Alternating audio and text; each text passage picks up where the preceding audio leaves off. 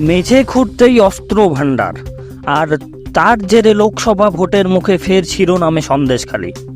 শেখ শাহজাহানের ঘনিষ্ঠ আত্মীয়র বাড়ি এবং বাড়ির লাগোয়া ডেরি ঘিরে রয়েছে এনএসজি। তল্লাশি অভিযানে নৈপথ্য অবশ্য রাজনৈতিক ষড়যন্ত্র দেখছে তৃণমূল। ভোটের মুখে সাজানো নাটক বলেই কটাক্ষ করলেন কুণাল ঘোষ। গোপন সূত্রে খবর পাওয়ার ভিত্তিতে সন্দেশখালীর আগারহাটি মল্লিকপাড়ায় হানা দেয় সিবিআই। স্থানীয় তৃণমূল পঞ্চায়েত সদস্য হাফিজুল খাঁর ভগ্নিপতি আবু তালেব মোল্লার বাড়িতে পৌঁছায় কেন্দ্রীয় তদন্তকারী সংস্থা। রহস্যময় বাড়ির মেঝে খুঁড়ে ফেলা হয়। সূত্রের খবর, ওই বাক্সের ভিতর পকেটবন্দি অবস্থায় বেশ কিছু পরিমাণে বিদেশি অস্ত্র বাজেয়াপ্ত করা হয়।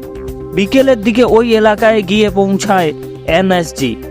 স্নিপার ডগ নিয়ে তারা এলাকায় ঘুরে প্রায় 1 ঘন্টা 40 মিনিট তল্লাশিতে একটি রহস্যময় ব্যাগ বাড়ি থেকে বের করে এনএসজির রোবট। তবে এই গোটা ঘটনাটি সাজানো বলেই মনে করছে শাসক শিবির। তৃণমূলের রাজ্য সাধারণ সম্পাদক কুণাল ঘোষ এই গোটা ঘটনাটিকে অনৈতিক বলেই মনে করছেন। সামনেই লোকসভা নির্বাচন, আর তার আগে ভোট প্রভাবিত করার চেষ্টা করা হচ্ছে বলে অনুমান শাসক শিবিরের।